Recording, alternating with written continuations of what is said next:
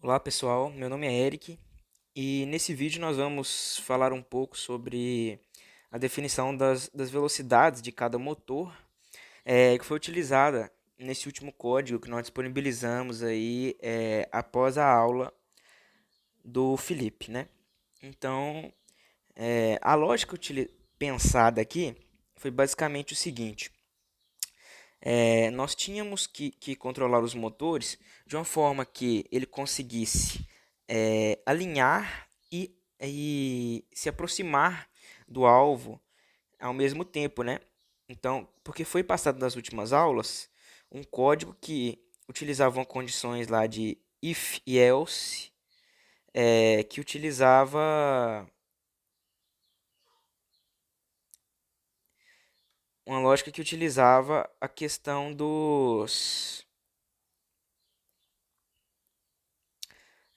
if e else, usando uma espécie de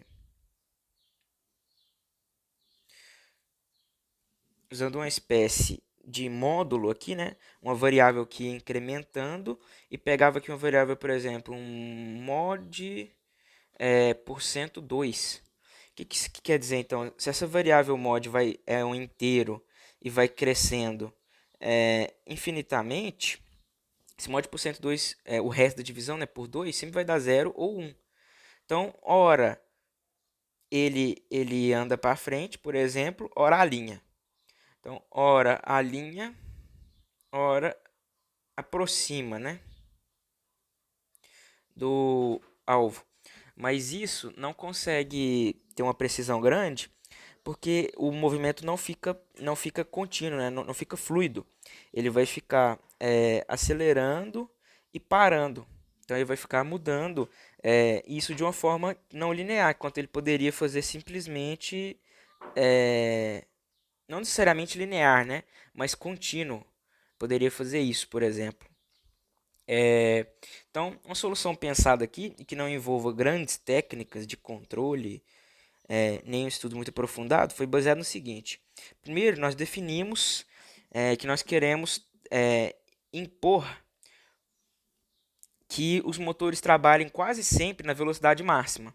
Ou seja, por exemplo, se o robô tiver alinhado com um alvo, o que a gente vai querer? A gente deseja que ele ande com velocidade máxima para frente, né? Se aproximando do alvo.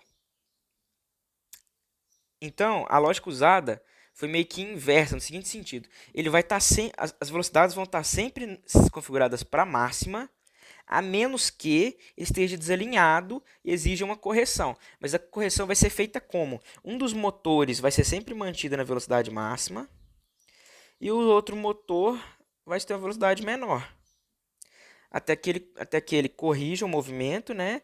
E ele consiga ali se estabelecer os dois na velocidade máxima. É basicamente essa a ideia. E como que foi pensada essa lógica então? A gente pode dividir essa expressão que está aqui em cima, que foi mostrada já, em duas parcelas.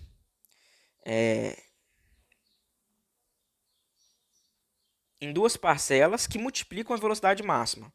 Então, se a gente reparar bem aqui, ó, a gente tem essa parcela aqui, que é a parcela que fica verificando, né, o alinhamento. Então, aqui é questão de ângulo. E essa parcela que multiplica aqui é a parcela translacional, né? E que multiplica a velocidade máxima. Então, o que acontece? Tanto essa parcela quanto essa, elas vão variar de 0 a 1, porque elas vão variar, né, percentualmente a minha velocidade máxima, que vai ser aplicada a cada roda. E como que isso é feito então? A parte angular é baseada no erro angular, né? Então, se a gente tem aqui, por exemplo, o robô desalinhado, por exemplo, em relação a um alvo aqui, a gente vai ter um certo ângulo θ, um certo ângulo alfa, por exemplo, que vai ser o nosso ângulo de erro. E esse ângulo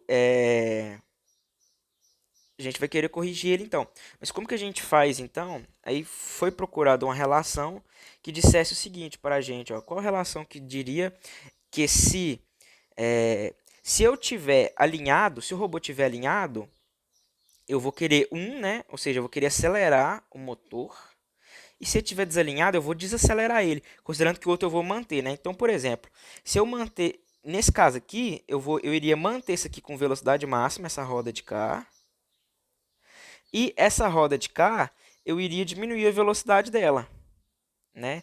Então, esse daqui eu tenho que diminuir a velocidade. Então, e de quanto que eu vou diminuir? A gente usou aqui a relação do seno. Vai ser o seno de alfa. Por quê? Se esse erro for zero, ó, o seno de zero seria zero, né? E quanto maior o erro, maior é o seno, né? Até ficar aqui um erro máximo de 90 graus, por exemplo, que seria o 1. Acima disso não vai ter problema, porque a gente definiu um limiar, né, também. Então, até certo limite, a gente nem vai entrar nessa correção, vai ter uma correção mais brusca. Então, a partir de certo limiar aqui, que é estabelecido por código, ele vai, vamos supor que está muito desalinhado para cá, ele vai rotacionar primeiro para depois começar a alinhar.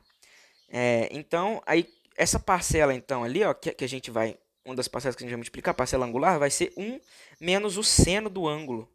Isso garante que, se o erro for zero, o seno de zero seria zero e dá 1, ou seja, ele vai multiplicar a velocidade máxima por 1. E à medida que isso vai que o erro vai aumentando, né, a gente vai subtraindo mais do 1 aqui e vai diminuindo essa velocidade do motor que a gente tem que diminuir. E aí, para a gente compensar de um lado e de outro automaticamente, o que a gente fez? Colocou aqui, ó, em um vai ser 1 menos o seno e outro vai ser 1 mais. Isso porque, se o ângulo for negativo, o seno também muda de sinal, né? Então isso garante com que esses motores ficam se alternando aí automaticamente. E a gente usou essa função de saturar aqui também, essa sat, ela vai saturar em 1, né? Então esse valor só pode assumir de menos 1 a 1 aqui dentro da função. Claro que por ser 1 menos o seno ou cosseno, relações trigonométricas já não ia assumir, mas só para garantir a gente saturou todas as funções aqui.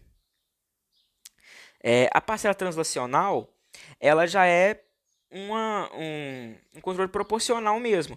Então, a gente está multiplicando aqui o erro translacional e a constante do controlador proporcional de translação, né? Então, basicamente, controle proporcional mesmo. À medida que ele vai se aproximando do objeto, a velocidade vai diminuindo, né? Para ele aproximar suave do objeto, o robô para aproximar suave da bola, por exemplo. Mas o que acontece é que essa aproximação ela demora muito, então a velocidade vai crescendo gradualmente, né? Vai diminuindo gradualmente, né? Por exemplo, ali da Vmax, por exemplo, que ele tiver até o zero. E o que a gente fez aqui então para melhorar um pouco isso é pegar a raiz quadrada disso. O que vai acontecer aqui? Então a gente vai ter um decaimento mais ele vai demorar mais decair, né, da velocidade máxima. Então ele vai conseguir chegar ali no ponto de forma suave, mas que não seja gradual. Ele vai manter mais tempo numa velocidade mais alta, né? Só para depois cair aqui. Ele cai mais nas porções finais mesmo, ele bem aproximando do alvo. Colocamos um módulo aqui também, né? Se abs retorna um módulo, porque vai entrar na raiz, né? E pode ser que o valor aqui assuma valor negativo, então a gente pôs no módulo para garantir que não entre valor negativo na raiz, para não dar nenhum problema. Então multiplicando pelo sinal do erro, que vai garantir que a gente tem o sinal certo aqui, né? Se tiver, porque a gente tem um offset também, esse erro ele vem lá a gente pega esse erro como sendo, o erro de translação como sendo a posição do robô, aliás, a posição desejada, né, o nosso target, menos o offset, que é o que o Felipe até explicou na aula, os meninos também falaram, o Vitor e tal, que esse offset, né, é a distância ali entre o eixo do robô, o centro do robô, e a posição onde ele literalmente domina a bola, né? Então a gente vai ter um offset ali. E pode acontecer que a bola, sei lá, por algum motivo ela ultrapasse esse offset. Então vai ficar com a distância negativa, né? Um erro negativo. E aí esse sinal a gente pega ele aqui e multiplica, que aí o robô consegue dar ré também, né, para se adequar exatamente ali àquela posição. E aqui por fim, a gente tem a saturação aqui dentro também, né, para saturar em 1. Ou seja, a gente vai ter duas parcelas aqui que multiplicam a velocidade máxima, todas que variam de 0 a 1.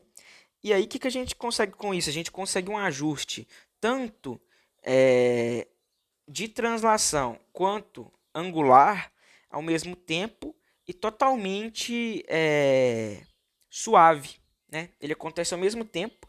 Então, a gente teria eu até tenho ali as curvas plotadas, eu poderia mostrar aqui, mas é porque eu não tenho acesso a elas no momento. Mas aí a gente consegue uma curva de aproximação, de translação, mais ou menos assim. Então, o nosso erro de translação vai ficar assim, né? A gente tem aqui um erro inicial, né? E depois ele zera, então fica num formato mais suave. E o nosso erro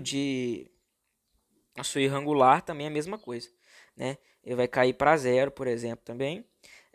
E a gente consegue também até o controle de velocidades mais suave também. Depois a gente pode estar demonstrando esses gráficos aí para vocês, aí até enviando e mostrando aí para vocês os resultados. Mas de forma geral a gente consegue ter um controle mais preciso e mais eficiente, de forma que um dos motores vai estar sempre mantido em velocidade máxima e o outro, né, ele vai diminuir até consertar, mas depois logo ele atinge a velocidade máxima também. E aí eles vão ficar meio que se alternando aqui, né? Eles vão ficar meio que se alternando aqui. Por exemplo, se estiver andando em linha reta, né? É claro que essa variação, enquanto um sobe, o outro desce, claro, sempre em fase. É claro que essa variação vai ser muito pouquinha, né? É, vai estar tudo aí em torno de 15 a 14,9, alguma coisa assim. Então eles vão estar com eficiência máxima, né?